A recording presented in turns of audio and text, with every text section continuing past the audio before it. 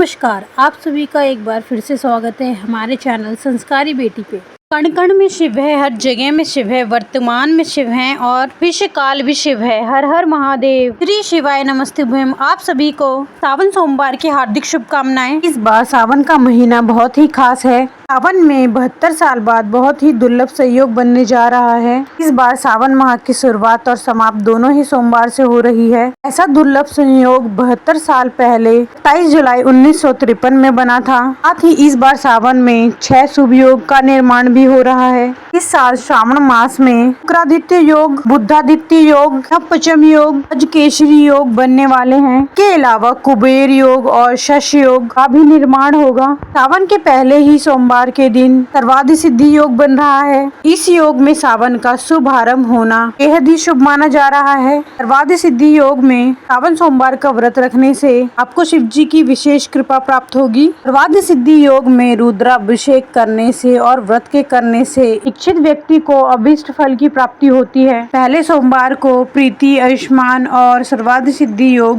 भी सावन माह की 22 जुलाई 2024 को भगवान शिव का प्रिय महीना प्रारंभ हो चुका है। यह महीना भगवान शिव को बहुत ही प्रिय है। कहते हैं इस महीने में भगवान भोलेनाथ माता पार्वती के साथ धरती पर भ्रमण करने के लिए आते हैं। इस दौरान भगवान शिव अपने सच्चे भक्त पर कृपा भी करते हैं। सावन महीने में महादेव के साथ माता पार्वती, माता गौरी की विधि विधान से पूजा करने से जीवन के सारे कष्ट दूर हो जाते हैं और मनोकामना भी पूर्ण होती हैं। सावन में सोमवार की पूजा करने और उपवास करने का बहुत ही विशेष महत्व है। भोलेनाथ के भक्त पूरी श्रद्धा से पूरे सोमवार के दिन उपवास रखते हैं।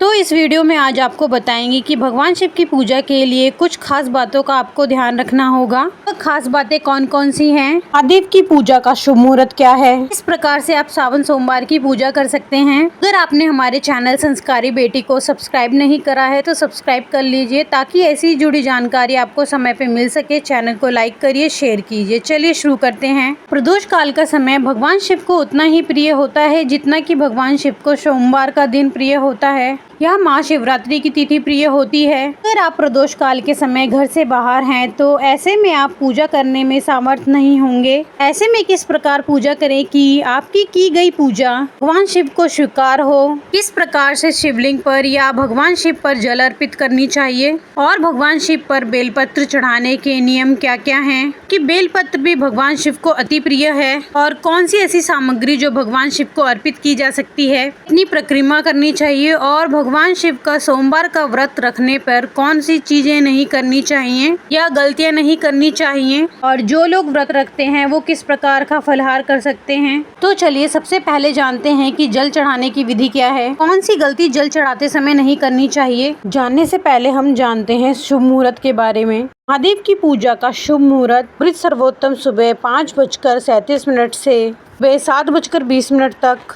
है। शुभ उत्तम मुहूर्त सुबह 9:02 से लेकर 10:45 तक रहेगा। शाम का मुहूर्त 5:35 से रात 8:35 तक रहेगा। तो चलिए आगे बढ़ते हैं। क्योंकि सावन के महीने में शिवलिंग पर दूध और जल चढ़ाना बहुत ही फलदायी होता है, लेकिन शिवलिंग पर जल या दूध अर्पित करते समय पहले पात्र के बारे में आप जरूर सोच लें। पात्र का ध्यान जरूर रखें।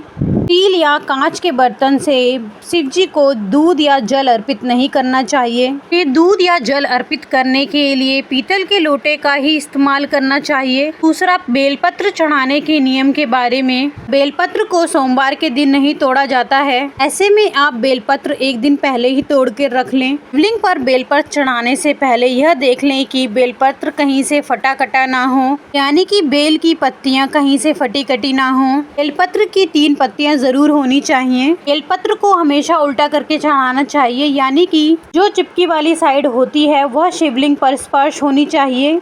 तीसरा, कि महादेव को क्या अर्पित करना चाहिए। सोमवार के दिन भगवान शिव का विशेष रूप से दूधाभिषेक किया जाता है। दूध चढ़ाने से भगवान शिव के साथ साथ चंद्रमा भी प्रसन्न होते हैं, से चंद्र दोष भी दूर होता है। लेकिन जो लोग भी व्रत करते हैं उन्हें कोशिश करनी चाहिए कि सोमवार व्रत में दूध का सेवन ना करें। भगवान शिव की पूजा करते समय आप भूल कर भी उन्हें तुलसी के पत्ते या सिंदूर अर्पित ना करें और भगवान शिव की पूजा में शंख से जल नहीं चढ़ाना चाहिए।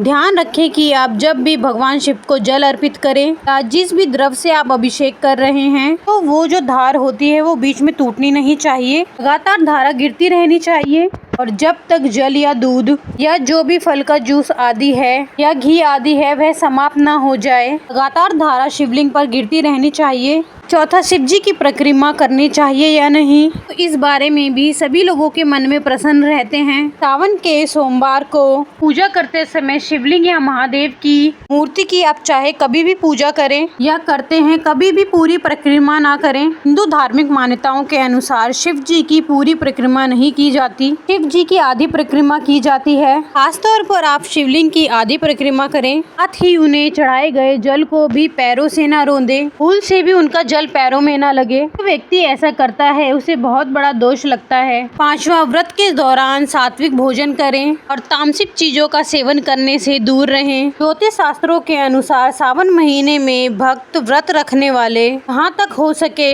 मुहूर्त में उठकर या सूर्योदय से पहले पानी में काली तिल डालकर स्नान करना चाहिए। स्नान यदि हो सके तो आसपास की नदी में जाकर करें या गंगा जी में स्नान कर लेना चाहिए। अगर ऐसा ना हो सके तो आप पानी में गंगा जल डालकर ही जरूर स्नान करें। सावन सोमवार के दिन भगवान शिव को जल या गंगा जल से अभिषेक करें। लेकिन आपकी कोई भी विशेष मनोकामना है उसकी पूर्ति यदि आप चाहते हैं तो प्रदोष काल के समय शिवलिंग का जल अभिषेक गाय के कच्चे दूध से, दही, घी, शहद, सरसों का तेल, काले तिल आदि से भी किया जाता है। भस्म से भी आप अभिषेक कर सकते हैं। ऐसी मान्यता है कि अभिषेक के दौरान मंत्रों का जाप करना बहुत ही जरूरी है।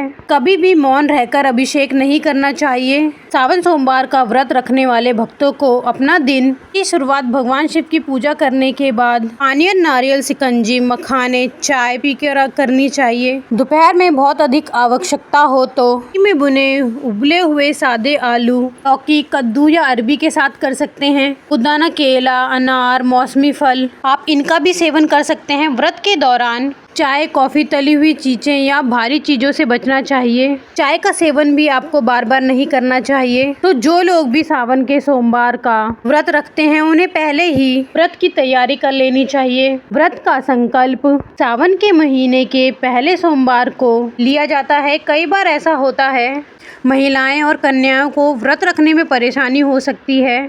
ऐसे कि हो सकता है आपको इस सोमवार को पीरियड्स के कारण से पूजा करने में सामर्थ्य ना हो। तो देखिए, जब आप पहली बार व्रत प्रारंभ करते हैं तो आपको केवल शुद्ध अवस्था में ही व्रत प्रारंभ करनी चाहिए। तो आप जिस भी सोमवार में पूरी तरह से शुद्ध हों सोमवार से आप व्रत कर सकते हैं। ऐसे में साल 2024 में 5 सोमवार पड़ रहे हैं तो इनमें से जितने भी आप व्रत रख सकते हैं तो उन व्रतों को आप रख सकते हैं। का संकल्प आप इस प्रकार से भी ले सकते हैं कि आपको किसी तरह का फलाहार के दिनों में करना है, क्योंकि कुछ लोग तो केवल फलाहार करते हैं।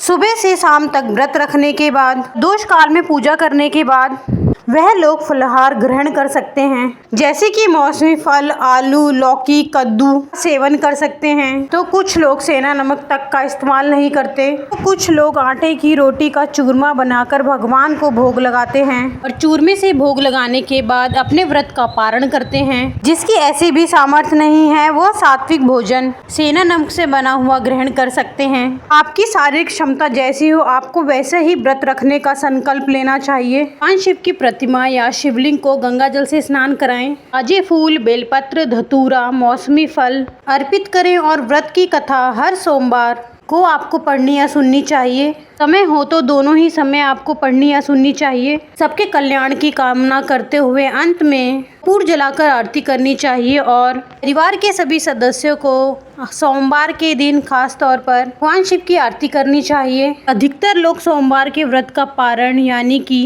सोमवार का व्रत जो खोलते हैं वह अगले दिन सुबह की पूजा करने के बाद खोलते हैं, यानी कि जो भी भोजन है, सामान्य भोजन है, वो अगले दिन आप ले सकते हैं। क्योंकि हर मंगलवार को मंगला गौरी व्रत भी रखा जाता है, तो ऐसे में हो सकता है कि आप सोमवार का व्रत रखते हो तो आपको मंगला गौरी व्रत भी रखना हो तो आप बहुत ही सावधानियों के साथ इस व्रत को रखें। सोमवार के दिन भगवान भोलेनाथ के साथ साथ माता पार्वती और पूरे परिवार यानी नंदी जी सहित गणेश जी और कार्तिकेय जी एवं अशोक सुंदरी की पूजा करनी चाहिए। 16 सोमवार का व्रत हो या सावन के सोमवार का व्रत हो, आपको माता पार्वती को श्रृंगार की सामग्री अर्पित करनी चाहिए। भगवान शिव प्रदोष काल में की गई पूजा से अत्यंत प्रसन्न हो जाते हैं, इसलिए हर सोमवार को आप प्रदोष काल के समय यानी कि सूर्य अस्त के 40 मिनट पहले और 45 मिनट बाद को प्रदोष काल कहते हैं। यह समय प्रदोष काल समय माना जाता है। इस समय भगवान शिव की विधि विधान से पूजा करें। अगर हो सके तो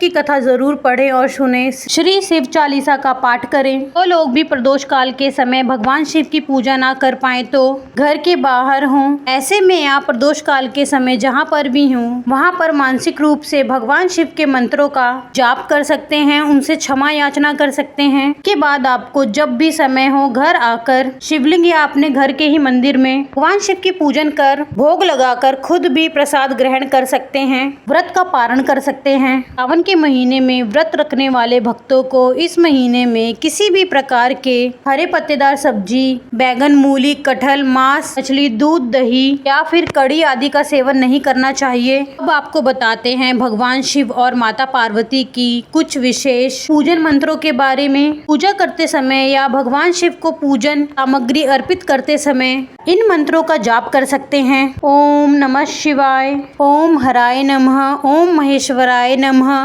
ओम संभवे नमः, ओम शूल पांड्याय नमः, ओम पिनाक वृषे नमः, ओम पशुपति नमः। और माता पार्वती के मंत्र हैं ओम शिवाय नमः, ओम उमाय नमः, ओम पार्वत्ये नमः, ओम जगत धात्रे नमः, ओम जगत परिष्ठाय नमः, ओम शक्ति रूपेण नमः। शाम के समय पूजा करते समय चंद्रमा देवता के मंत्र का भी जाप करना चाहिए। मंत्र है ओम सोम सोमाय नमः। अगर संभव हो सके तो सावन के सोमवार में आप 12 दिव्य ज्योतिर्लिंग के दर्शन करें। अगर ऐसा करना संभव ना हो तो शिवलिंग के समीप बैठकर सच्चे मन से हाथ में पुष्प और अक्षत लेकर इस प्रकार 12 ज्योतिर्लिंग की स्तुति कर सकते हैं। सुरराष्ट्रे सोमनाथम च, श्री शैले मल्लिका अर्जुनम, जेनिया महाकालुमकार, अमलेश्वरम, परल्याम वैजनाथे च, डाकेनियाम भीमशंकरम, केतु बधेतु, एशम नागेशम, दारुका वने, वाराणस्याम तु विश्वेशम त्र्यंबकम, पत्मी तटे,